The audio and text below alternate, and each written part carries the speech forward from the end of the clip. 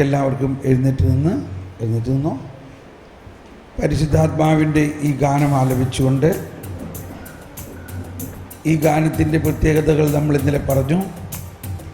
ഒന്ന്, ഈ ഗാനം ഞാൻ തന്നെ എഴുതിയ ഗാനമാണ്. മനസ്സിലായോ? 10-25 വർഷം മുമ്പ് എഴുതിയ ഗാനമാണ്. ഈ ഗാനം എഴുതാൻ ഉണ്ടായ കാരണമാണ് പ്രധാന കാരണം. ഈ ഗാനം എഴുതുന്നതിന് മുൻപ് അന്ന് കേരളത്തിലെല്ലാം ഉള്ള എല്ലാ ഗാനങ്ങളും പരിശുദ്ധാത്മാവേ പറന്നിറങ്ങണമേ, വേഗം വരണമേ, എഴുന്നള്ളി വരണമേ, ഇതെല്ലാം കേൾക്കുമ്പോൾ പരിശുദ്ധാത്മാവ് എങ്ങോ ദൂരെ നിന്ന് വരുന്ന ഒരാളായിട്ടാണ് തോന്നിയിരുന്നത്. പക്ഷേ എനിക്ക് പരിശുദ്ധാത്മാവ് നൽകിയ വലിയ ഒരു അനുഭവം, പരിശുദ്ധാത്മാവ് നമ്മുടെ ഉള്ളിൽ തന്നെ വസിക്കുന്ന അനുഭവമാണ്.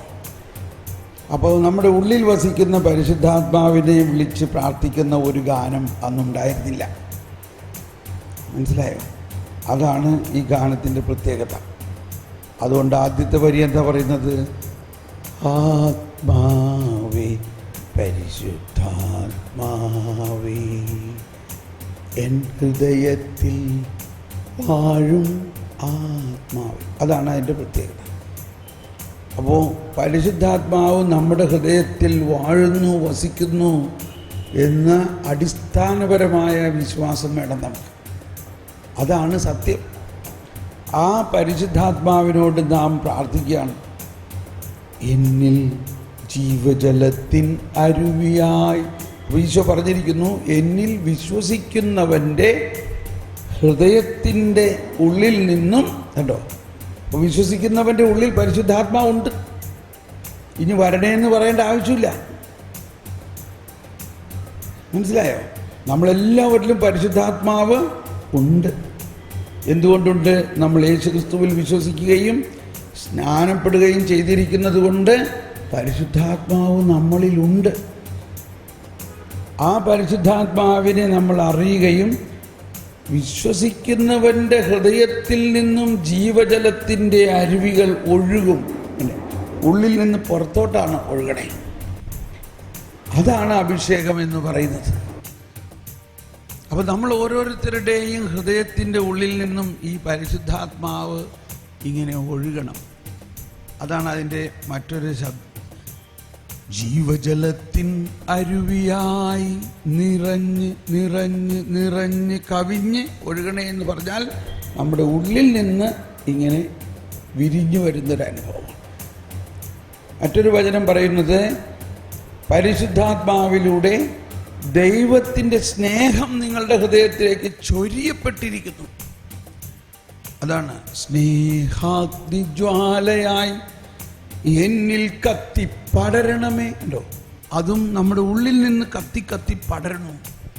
നമ്മുടെ അന്തരാത്മാവിൽ നിന്ന് നമ്മുടെ മനസ്സിൽ പടരണു, നമ്മുടെ ചിന്തകളിൽ പടരണു, നമ്മുടെ ഭാവനകളിൽ പടരണു.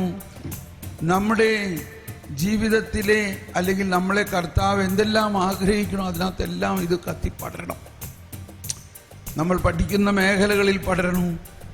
അപ്പോൾ അങ്ങനെ നമ്മുടെ ഉള്ളിൽ പരിശുദ്ധാത്മാവിൻ്റെ വലിയ ഒരു കത്തിപ്പടരുന്ന അനുഭവവും ഒരു നിറഞ്ഞു കവിഞ്ഞ അനുഭവം ഉണ്ടാവും. അപ്പോൾ ഇത് നമ്മൾ പാടുമ്പോൾ ശ്രദ്ധിക്കേണ്ടത്, നമ്മുടെ ഉള്ളിൽ പരിശുദ്ധാത്മാവുണ്ടെന്നും നമ്മൾ ആ പ്രാർത്ഥന എന്നത് നമ്മുടെ ഉള്ളിലുള്ള പരിശുദ്ധാത്മാവ് നമ്മൾ നിറഞ്ഞു കവിഞ്ഞൊഴുകാൻ നമ്മൾ ദാഹിക്കുന്നതാണ്. അങ്ങനെ നമ്മൾ ആ പരിശുദ്ധാത്മാവിൽ നിറഞ്ഞു കവിഞ്ഞൊഴുകുന്ന അവസ്ഥയിൽ എന്ത് സംഭവിക്കുന്നു? നമുക്ക് ചില അറിവുകളുണ്ടാവും. അറിവെന്താണ്? ദൈവത്തിൻ്റെ ആലയം ഞാനല്ലോ, ദൈവത്തിൻ കൂടാരം ഞാനല്ലോ, ദൈവമകൻ ഞാൻ, ദൈവമകൾ ഞാൻ, ദൈവത്തിൻ ഓമനക്കുട്ടൻ ഞാൻ. ഉണ്ടോ? നമ്മൾ ആരാ? നമ്മൾ പരിശുദ്ധാത്മാവിൻ്റെ ആലയമാണ്, ത്രിത്വിക ദൈവം വസിക്കുന്ന കൂടാരമാണ്, ദൈവത്തിൻ്റെ മക്കളാണ്, ഓമന മക്കളാണ്.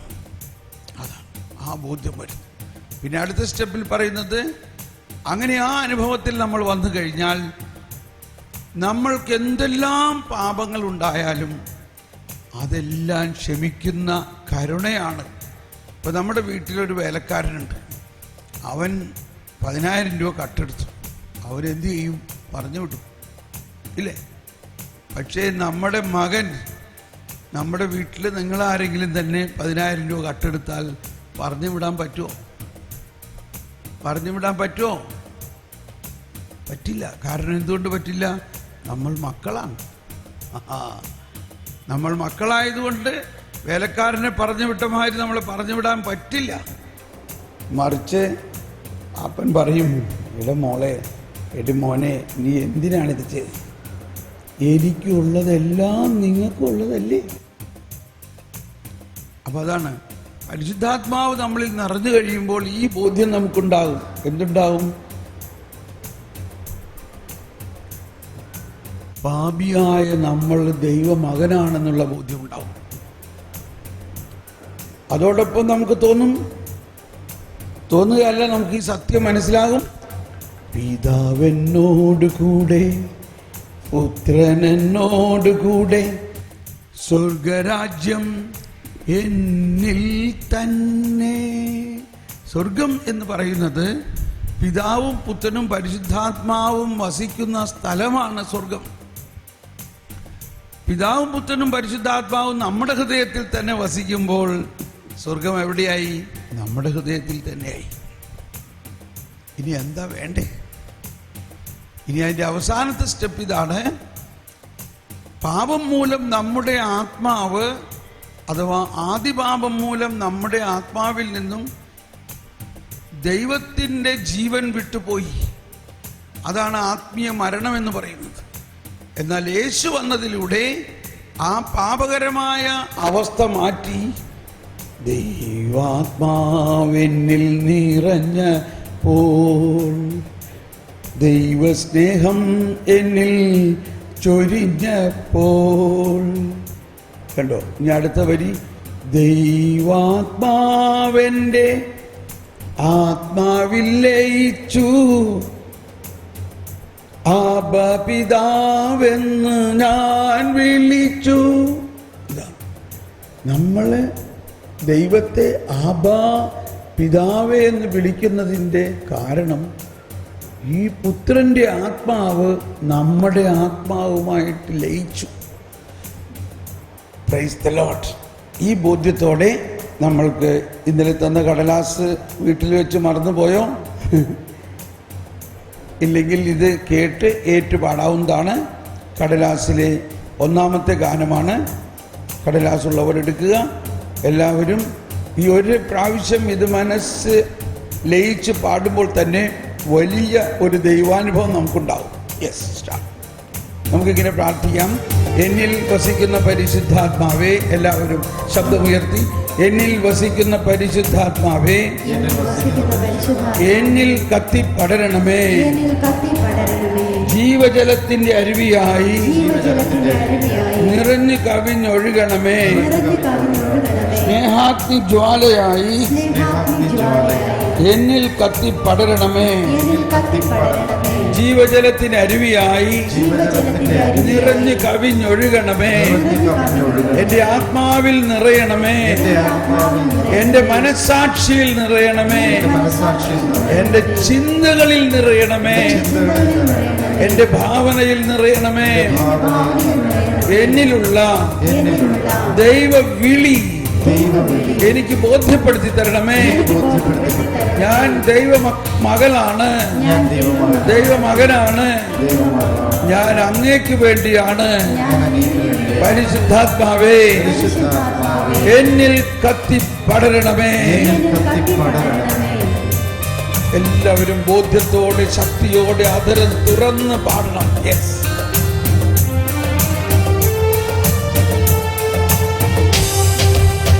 ആത്മാവേ, പരിശുദ്ധാത്മാവേ, ആത്മാവേ, പരിശുദ്ധാത്മാവേ, എൻ ഹൃദയത്തിൽ വാഴും ആത്മാവേ, നിറയണമേ, എന്നിൽ നിറയണമേ.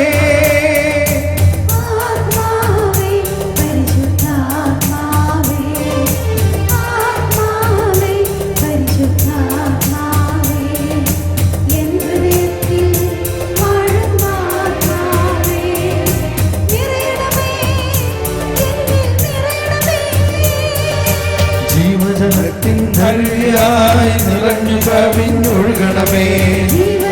ദൈവത്തിൻ അരുവിയായി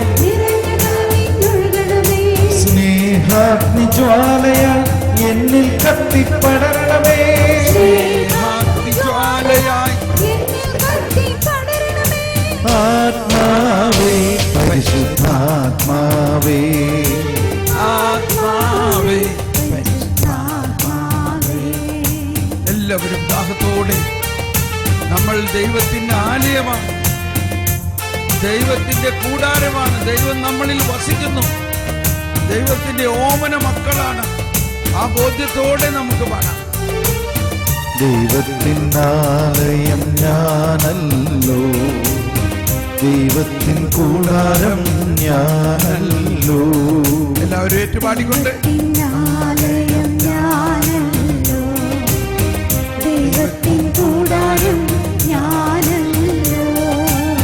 ദൈവജനം നാം ദൈവമകൻ ഞാൻ, ദൈവത്തിൻ ഓമനക്കുട്ടൻ ഞാൻ.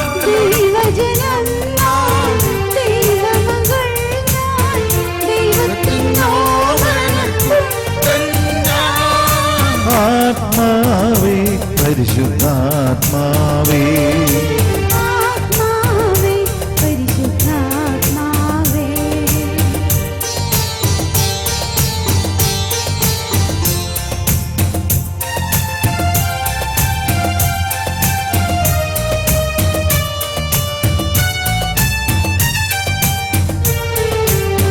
ദൈവവും മനുഷ്യനുമൊന്നായ നിമിഷം പാപിയം ഞാൻ ദൈവ സുതനായി മാറി. ദൈവവും മനുഷ്യനും ഒന്നായ നിമിഷം പാപിയം ഞാൻ ദൈവസുതനായി മാറി.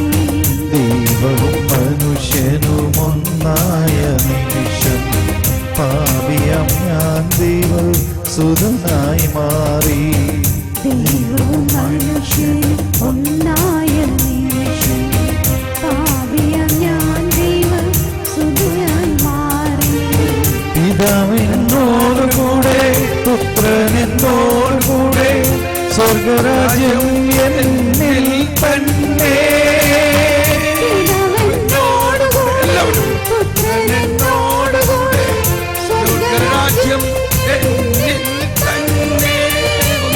പിതാവിനോട് കൂടെ പുത്രനെന്നോട് കൂടെ സ്വർഗരാജ്യം എന്നിൽ തന്നെ. അവനോട് കൂടെ പുത്രനോട് കൂടെ സ്വർഗരാജ്യം എന്നിൽ തന്നെ.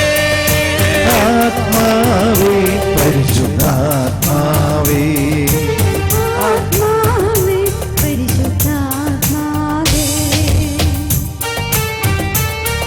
പരിശുദ്ധാത്മാവ് നമ്മളുടെ ജീവിതത്തിൽ കത്തിപ്പടർന്ന് നമ്മുടെ ജീവിതത്തെ അത്ഭുതകരമായ അനുഭവത്തിലേക്ക് നയിക്കുന്നതിന്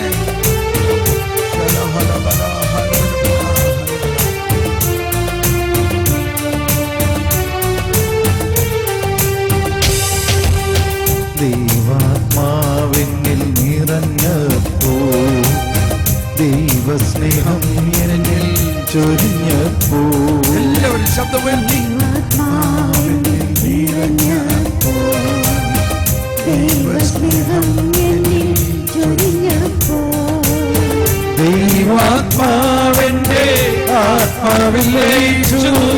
ആബാപിതാവെന്നു ഞാൻ വിളിച്ചു. ദൈവാത്മാവിന്റെ ആത്മാവിൽ ലയിച്ചു. Come on, everybody.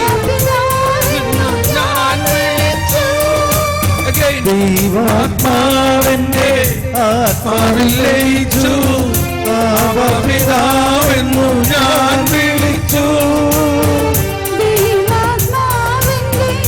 ആത്മാവിൽ ലയിച്ചു. ആബാപിതാവെന്നു ആത്മാവേ പരിശുദ്ധാത്മാവേ ആത്മാവേ പരിശുദ്ധാത്മാവേ. ജീവജലത്തിൻ അരുവിയായി കൈയടിച്ച് പാടാം. ഒഴുകണമേ. വെച്ച് ജീവജലത്തിൻ അരുവിയായി നിറഞ്ഞു കവിഞ്ഞു ജീവജലത്തിൻ അരുവിയായി നിറഞ്ഞുക, ജീവജലത്തിൻ അരുവിയായി നിറഞ്ഞുക. ദാഹത്തോടെ ദാഹിക്കുന്നവർ എന്റെ അടുക്കൽ വരിക, എന്നിൽ നിന്ന് കുടിക്കട്ടെ. അരുവിയായി നിറഞ്ഞുക വിഞ്ഞൊഴുകണമേ. ജീവജലത്തിൻ അരുവിയായി നിറഞ്ഞുക വിഞ്ഞൊഴുകണമേ. അരുവിയായി നിറഞ്ഞുക വിഞ്ഞൊഴുകണമേ. സ്നേഹാഗ്നിജ്വാലയായി എന്നിൽ കത്തിപ്പടരണമേ. സ്നേഹാഗ്നിജ്വാലയായി എന്നിൽ കത്തിപ്പടരണം. എല്ലാവരും ശബ്ദം ഉയർത്തി പടരണമേ. ചാടി എന്നിൽ വാഴും ആത്മാവേ എന്നാത്മാവിൽ പടരണമേ. എന്നിൽ വാഴും ആത്മാവേ എന്നാത്മാവിൽ പടരണമേ. സ്നേഹാഗ്നിജ്വാലയായി എന്നാത്മാവിൽ പടരണമേ. സ്നേഹാഗ്നിജ്വാലയായി എന്നാത്മാവിൽ പടരണമേ. എന്നിൽ വാഴും ആത്മാവേ എന്നാത്മാവിൽ പടരണമേ.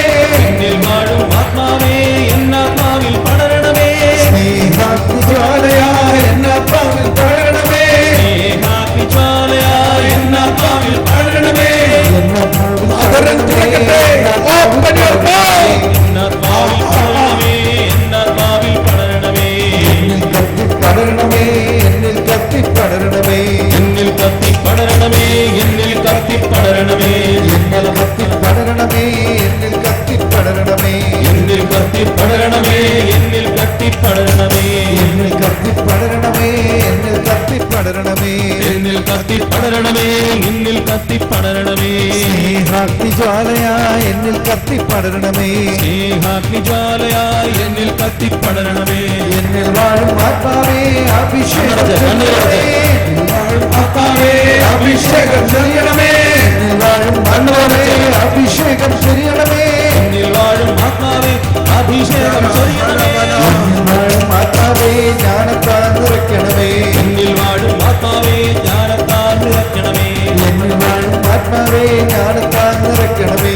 എന്നിൽ വാഴും ആത്മാവേ ജ്ഞാനത്താൽ നിറയ്ക്കണമേ. ജ്ഞാനം നൽകണമേ. ജ്ഞാനം നൽകണമേ. ജ്ഞാനം നൽകണമേ. ജ്ഞാനം നൽകണമേ. ജ്ഞാനം നൽകണമേ. ജ്ഞാനം നൽകണമേ. ജ്ഞാനം നൽകണമേ. ജ്ഞാനം നൽകണമേ. പുതുബോധ്യങ്ങൾ നൽകണമേ. പുതുബോധ്യങ്ങൾ നൽകണമേ. പുതുബോധ്യങ്ങൾ നൽകണമേ. പുതുബോധ്യങ്ങൾ നൽകണമേ. പുതുബോധ്യങ്ങൾ നൽകണമേ. പുതുബോധ്യങ്ങൾ നൽകണമേ. പുതുബോധ്യങ്ങൾ നൽകണമേ. പുതുബോധ്യങ്ങൾ നൽകണമേ. എന്നിൽ വാഴും ആത്മാവേ കത്തിപ്പടരണമേ. എന്നിൽ വാഴും ആത്മാവേ എന്നിൽ കത്തിപ്പടരണമേ. എന്നിൽ കത്തിപ്പടരണമേ. എന്നിൽ കത്തിപ്പടരണമേ. എന്നിൽ കത്തിപ്പടരണമേ. എന്നിൽ കത്തിപ്പടരണമേ. എന്നിൽ കത്തിപ്പടരണമേ. എന്നിൽ കത്തിപ്പടരണമേ. എന്നിൽ കത്തിപ്പടരണമേ. എന്നിൽ കത്തിപ്പടരണമേ. എന്നിൽ വാഴും ആത്മാവേ എന്നിൽ കത്തിപ്പടരണമേ. എന്നിൽ വാഴും ആത്മാവേ എന്നിൽ കത്തിപ്പടരണമേ. എന്നിൽ കത്തിപ്പടരണമേ. എന്നിൽ കത്തിപ്പടരണമേ. എന്നിൽ കത്തിപ്പടരണമേ.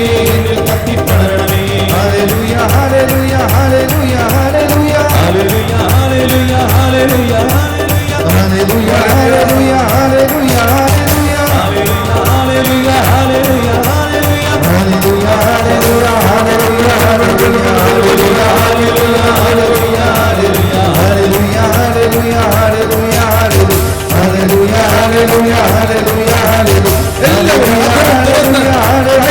ഹല്ലേലൂയ ഹല്ലേലൂയ ഹല്ലേലൂയ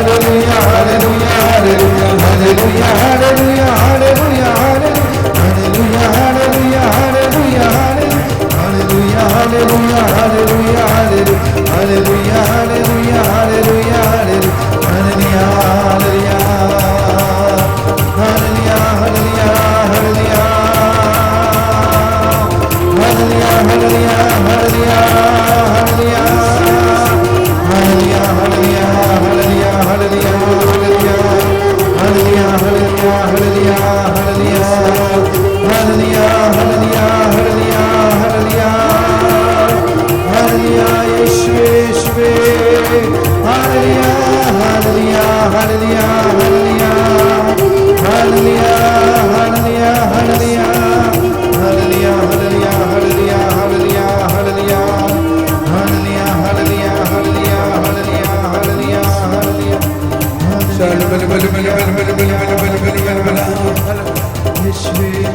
പരിശുദ്ധാത്മാവ് ഞങ്ങളിൽ നിറയും, ജ്ഞാനം നൽകണമേ, ഞങ്ങളിൽ സ്നേഹം നൽകണമേ. പരിശുദ്ധാത്മാവിന്റെ വലിയ കൃപാവരങ്ങൾ ഞങ്ങളിൽ തുറക്കണമേ.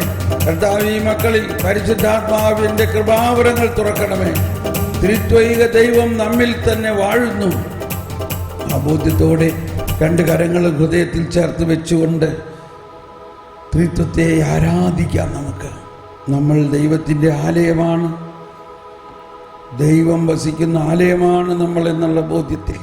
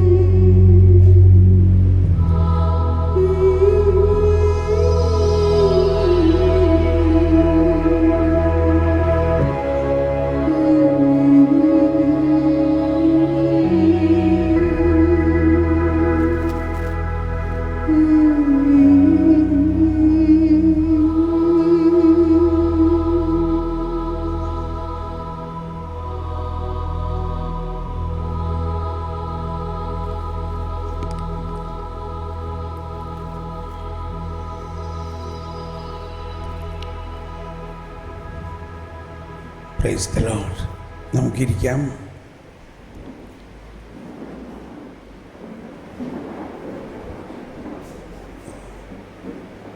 നമ്മുടെ ജീവിതത്തിൽ ഏറ്റവും വലിയ ഒരു കാര്യം നമ്മൾക്ക് മനസ്സിലാകേണ്ടത് ഇതാണ്: നമ്മൾ ദൈവത്തിൻ്റെ ആലയമാണ്.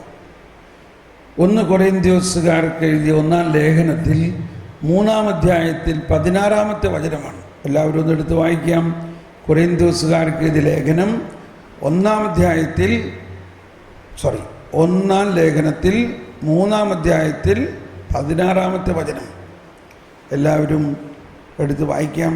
നിങ്ങൾ ബൈബിളൊക്കെ കൊണ്ടുവന്നിട്ടുണ്ടെന്നാണ് ഞാൻ വിചാരിക്കുന്നത്. 1 കൊരിന്ത്യർ 3:16 പറയുന്നത്, എല്ലാവരും കരമുയർത്തിയേറ്റ് പറഞ്ഞുകൊണ്ട്, നിങ്ങൾക്കറിയില്ലേ നിങ്ങൾ ദൈവത്തിന്റെ ആലയമാണെന്നും ദൈവാത്മാവ് നിങ്ങളിൽ വസിക്കുന്നുണ്ടെന്നും നിങ്ങൾ അറിയുന്നില്ലേ? ഒന്നുകൂടി എല്ലാവരും ശബ്ദമുയർത്തിയേറ്റ് പറയോ. നിങ്ങൾ ദൈവത്തിന്റെ ആലയമാണെന്നും ദൈവാത്മാവ് നിങ്ങളിൽ വസിക്കുന്നുവെന്നും നിങ്ങൾ അറിയുന്നില്ലേ?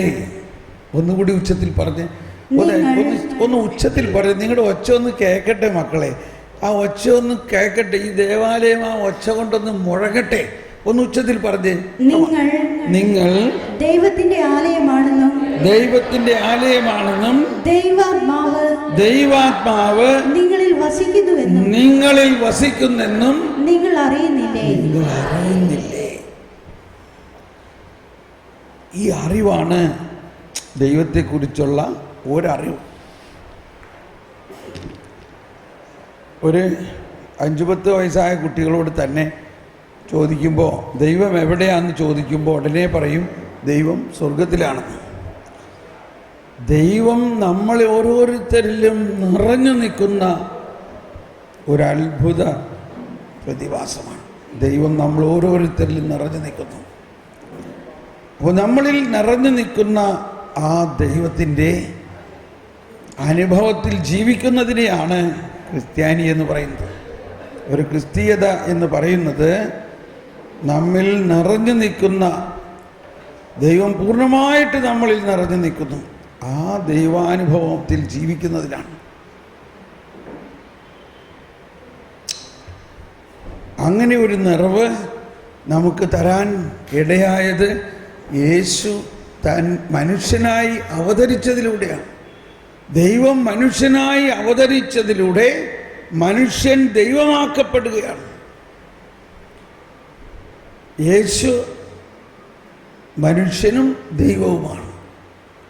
എന്ന പോലെ തന്നെ നമ്മൾ ഓരോരുത്തരിലും ദൈവം വസിച്ചുകൊണ്ട് നമ്മൾ ഓരോരുത്തരും ദൈവമക്കളായിക്കൊണ്ട് നമ്മൾ മനുഷ്യരും ദൈവവുമായിരിക്കുന്നു.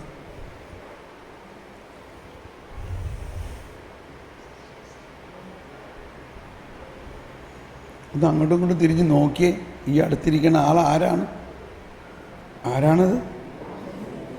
മനുഷ്യനും ദൈവവുമാണ്. ഇന്നലെ നമ്മൾ മനസ്സിലാക്കി. ഈശോ ആ വ്യക്തിയുടെ അകത്തുണ്ടോ? ഉണ്ട്. അതുകൊണ്ട് നമ്മൾ എന്ത് പറയും? ഈശോ മിശിഹായ്ക്കും സ്തുതിയായിരിക്കട്ടെ. അതിവിടെയല്ലേ ഇന്നലെ പറഞ്ഞത്? ഇവിടെയല്ലേ പറഞ്ഞത്? ഒന്ന് ശരിക്കും ഒന്ന് കണ്ടേ ആ വ്യക്തിയുടെ അടുത്ത്. അപ്പോൾ അവിടെ ഇരിക്കണ തല്ലു പിടിച്ചുകൊണ്ട് കുസൃതിയൊക്കെ കാണിച്ചുകൊണ്ടിരിക്കണ ചെറുക്കന്മാരെ കണ്ടോ? ഇവിടെ ഞാൻ പറയണത് സമയത്ത് അവരവിടെ ഇരുന്ന് കളി തമാശയാണ്, പക്ഷെ അവരിലും ദൈവമുണ്ട്. നിങ്ങൾ എത്ര വലിയ കുസൃതി കാണിച്ചാലും ദൈവത്തിന് നിങ്ങൾ ഇഷ്ടമാണ്. മനസ്സിലായോ? അതുകൊണ്ട് നിങ്ങൾ എത്ര കുസൃതി കാണിച്ചാലും എനിക്ക് നിങ്ങളോട് സ്നേഹമാണ് മക്കളെ. അതാണ് ദൈവത്തിൻ്റെ സ്നേഹം. ആൺപിള്ളേരായ കുറച്ച് കുസൃതിയൊക്കെ ഉണ്ടാവും, ഇല്ലേ പെൺപിള്ളേരെ? ഇല്ലേ? അതുകൊണ്ട് എന്ത് ചെയ്യാം? ഞാനൊക്കെ ഇവരുടെയൊക്കെ പ്രായത്തിൽ എന്തോ ഒരു കുസൃതിയായിരുന്നു അറിയാം. ഞാൻ ഈ അടയ്ക്കാമരത്തിൻ്റെ മുകളിലൊക്കെ കയറിയിട്ട് ഇങ്ങനെ ഡ്രെന്ന് പറഞ്ഞ് ഇങ്ങോട്ട് താഴോട്ട് വന്നു, തൊലി മുഴുവനും അടയ്ക്കാമരത്തും വരുന്നു. അങ്ങനെയാണ് നമ്മുടെ കുസൃതി. പറഞ്ഞു മനസ്സിലായോ? നിങ്ങളുടെ പ്രായത്തിൽ ഞാനൊരു അടയ്ക്കാമരത്തുമൊക്കെ പഠിച്ച് കയറിയിട്ട് പെട്ടെന്ന് താഴോട്ട് ഇങ്ങനെ വന്നപ്പോൾ ഈ തൊടയിലത്തെ തൊലി മുഴുവൻ എവിടെ ആയി? അടയ്ക്കാമരത്തുമായി. കുസൃതി കൊണ്ടുള്ള ഗുണം അതാണ്. നിങ്ങളങ്ങനെ ചെയ്ത് നോക്കാമോ ഒന്ന്? ഇവിടെ അടയ്ക്കാമരമില്ലേ? ഉണ്ടല്ലോ. ഒന്ന് കയറണം, കയറിയിട്ട് മോളിൽ നിന്ന് ട്രെന്ന് പറഞ്ഞ് താഴോട്ട് വരണം. എന്തുണ്ടാവും? കാലിലെ തൊടയിലെ തൊലിയെല്ലാം എവിടെയാവും? അടയ്ക്കാമരത്തുമയാവും. അങ്ങനെയൊക്കെ കുറച്ച് സംഭവിച്ചു കഴിയുമ്പോഴാണ് നമ്മുടെ കുസൃതിക്ക് കുറച്ചൊരു അടക്കം വരുന്നത്. സാരമില്ല. അപ്പോൾ നമ്മൾ എത്ര വലിയ കുസൃതി കാണിക്കുന്നവരായാലും, എത്ര നോട്ടി ആയാലും, എത്ര പാപം ചെയ്യുന്നവരായാലും ദൈവം നമ്മളിൽ ഉണ്ട്. ഇതാണ് ദൈവത്തിൻ്റെ കരുണയുടെ അർത്ഥം. ദൈവം നമ്മളെ വിട്ടു പോകുന്നില്ല. ദൈവം നമ്മളെല്ലാവരിലും ഉണ്ട്. ഇനി അതിൻ്റെ കൂടുതലായിട്ടുള്ള അനുഭവമാണ് നമ്മൾ പറയുന്നത്. പൗലോസ്ലീഹയുടെ ലേഖനങ്ങളിലാണ് ഇതെല്ലാം കൂടുതലായിട്ട് പറയുന്നത്. നിങ്ങളിത് അറിയുന്നില്ലേ? നിങ്ങൾ ഓരോരുത്തരും ആരാണ്? ദൈവത്തിൻ്റെ ആലയമാണ്. ദൈവാത്മാവ് നമ്മളിൽ വസിക്കുന്നു. ഇതാണ് നമ്മൾ ഇന്നലെ പറഞ്ഞു വന്നത്. നമ്മൾ ഒരുപാട് കാര്യങ്ങൾ പഠിക്കുന്നുണ്ട്, സൃഷ്ടിയെക്കുറിച്ച് ധാരാളം പഠിക്കുന്നുണ്ട്. എന്നാൽ ദൈവത്തെക്കുറിച്ച് നമ്മൾ അത്രയും ആഗ്രഹത്തോടെ പഠിക്കുന്നില്ല.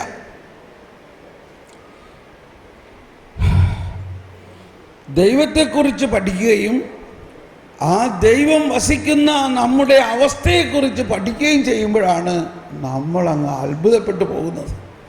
ദൈവം എന്താ ഈ പറയണേ? നമ്മൾ ഓരോരുത്തരെയും ദൈവം എങ്ങനെ സൃഷ്ടിച്ചു? ദൈവം നമ്മളെ എന്തിന് സൃഷ്ടിച്ചു? അത് ഇന്നലെ നമ്മൾ പറഞ്ഞോ? ദൈവം എന്തിന് നമ്മളെ സൃഷ്ടിച്ചു പറഞ്ഞേ?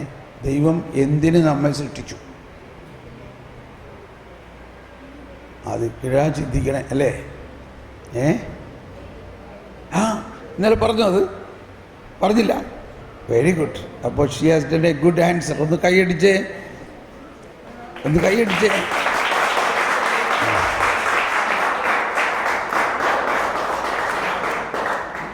മിടുക്കന്മാരാ കൈയടിക്കാൻ. ദൈവം നമ്മെ ദൈവത്തിന് വേണ്ടി സൃഷ്ടിച്ചു. ഒന്നെല്ലാവരും ഒന്ന് പറഞ്ഞേ, എല്ലാവരും ഒന്ന് കരമുയർത്തി പറഞ്ഞേ, ദൈവം എന്നെ, ശരിക്കും പറയും, ദൈവം എന്നെ ദൈവത്തിന് വേണ്ടി സൃഷ്ടിച്ചു. ഒന്ന് ഉച്ചത്തിൽ ശരിക്കും അർത്ഥം മനസ്സിലാക്കി ഒന്ന് പറഞ്ഞേ, ദൈവം എന്നെ ദൈവത്തിന് വേണ്ടി സൃഷ്ടിച്ചു.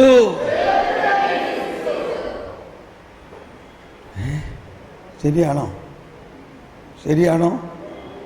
എന്നാ ഒന്നുകൂടി പറഞ്ഞേ, ഒന്നുകൂടി ഉച്ചത്തിലൊന്ന് പറഞ്ഞേ. ഞാൻ പറയാണ്ട് നിങ്ങളൊന്ന് പറഞ്ഞേ, ദൈവം എന്നെ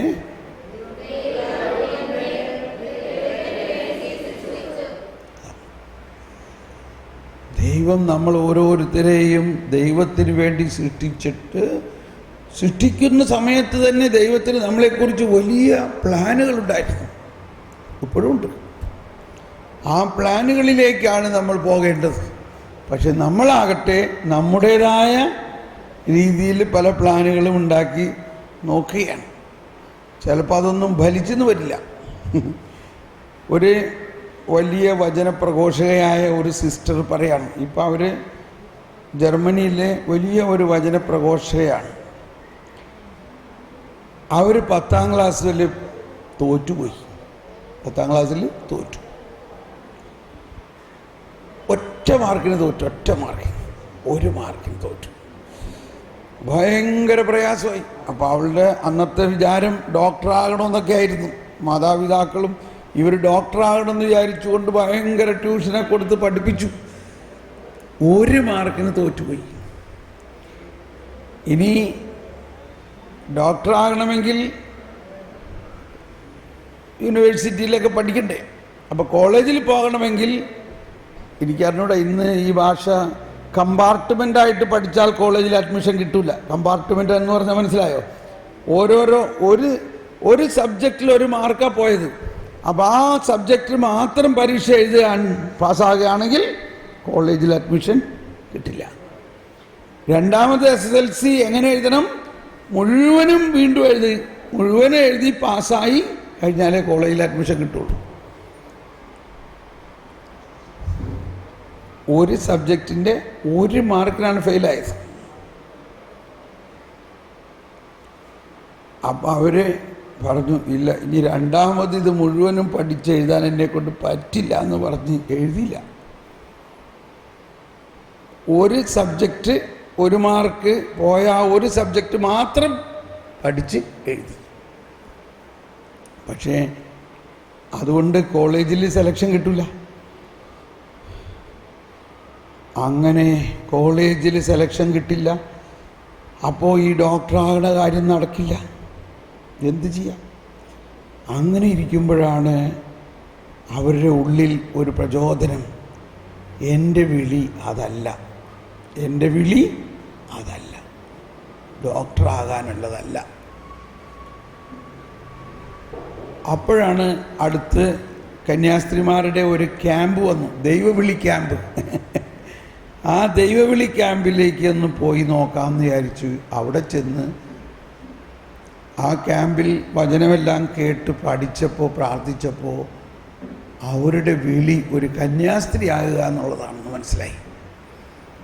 അങ്ങനെ ജർമ്മനിക്ക് ആദ്യമായിട്ട് ആ കോൺഗ്രിഗേഷനിൽ ഒരു ഇന്ത്യൻ ഒക്കേഷനായിട്ട്, അന്നൊന്നും ഫ്ലൈറ്റിലൊന്നുമല്ല, കപ്പലിൽ യാത്ര ചെയ്ത് മാസങ്ങളോളം എടുത്ത് ജർമ്മനിയിൽ പോയി കന്യാസ്ത്രീയായി. ഇന്ന് വളരെ വലിയ ഒരു വചനപ്രഘോഷകയും യൂറോപ്പിൽ മുഴുവനും നിറഞ്ഞു നിൽക്കുന്നൊരു വ്യക്തിയുമാണ്. ആ സിസ്റ്ററിൻ്റെ പേര് മാർഗരീറ്റ വളപ്പില എന്നാണ്. എൻ്റെ അടുത്തൊരു സുഹൃത്താണ്. അപ്പോൾ പറയാൻ ഇടയ്ക്കിടയ്ക്ക്, അന്ന് ആ ഒരു മാർക്കിന് തോറ്റില്ലായിരുന്നുവെങ്കിൽ ഈ വിളിയിലേക്ക് വരില്ലായിരുന്നു. ഒരു മാർക്കിനന്ന് തോറ്റില്ലായിരുന്നുവെങ്കിൽ ഈ ഒരു വിളിയിലേക്ക് വരില്ലായിരുന്നു. അപ്പം ഞാൻ പറയുന്നതിൻ്റെ അർത്ഥം, നമ്മളെക്കുറിച്ച് ദൈവത്തിന് പദ്ധതിയുണ്ട്. ആ പദ്ധതി നമ്മൾ ഉദ്ദേശിക്കുന്ന തരത്തിലുള്ള പദ്ധതികളല്ല. മനുഷ്യ മനസ്സിന് അഗ്രാഹ്യമാണത്. നമ്മളെല്ലാവരും സാധാരണ അവളുടെ മോൻ ഡോക്ടറാണ്, ഇയാളുടെ മോള് ഡോക്ടറാണ്, ഇയാളുടെ മോൻ എഞ്ചിനീയറാണ്, നീ ഇതേമാതിരി ആവണം, ഇല്ലെങ്കിൽ നമുക്ക് മോശമാണ് കേട്ടോ, നമ്മൾ വീട്ടുകാർക്ക് മോശമാണ്. ഇങ്ങനെയൊക്കെ ചില കണക്ക് കൂട്ടലിൽ ഇങ്ങനെ പോകാണ് നമ്മൾ. ജെറമിയ പ്രവാചകന്റെ പുസ്തകത്തിൽ 29-ാം അധ്യായത്തിൽ 11 മുതലുള്ള വചനം നമുക്കൊന്ന് കേൾക്കാം. ജെറമിയ 29:11 പറയുന്നത് ഇതാണ്: കർത്താവ് അരുളിച്ചെയ്യുന്നു, നിങ്ങളെക്കുറിച്ചുള്ള പദ്ധതി എൻ്റെ മനസ്സിലുണ്ട്. നിങ്ങളുടെ നാശത്തിനല്ല, ക്ഷേമത്തിലുള്ള പദ്ധതിയാണത്. നിങ്ങൾക്ക് ശുഭമായ ഭാവിയും പ്രത്യാശയും നൽകുന്ന പദ്ധതി. എല്ലാവരും ഒന്ന് ശബ്ദമുയർത്തി കർത്താവ് അരുളിച്ചെയ്യുന്നു. കരമുയരട്ടെ. ഒന്നുകൂടി കരമുയർത്തി, ശബ്ദമുയർത്തി, ഉച്ചത്തിൽ പ്രഘോഷിച്ചെന്ന് പറഞ്ഞേ. കർത്താവ് അരുളിച്ചെയ്യുന്നു, നിങ്ങളെക്കുറിച്ചുള്ള പദ്ധതി എൻ്റെ മനസ്സിലുണ്ട്. നിങ്ങളുടെ നാശത്തിനല്ല, അത് നിങ്ങളുടെ നാശത്തിനല്ല, ക്ഷേമത്തിനുള്ള പദ്ധതിയാണ്. നിങ്ങൾക്ക് ശുഭകരമായ ഭാവിയും പ്രത്യാശയും നൽകുന്ന പദ്ധതി. തുറന്നു വായിക്കാം.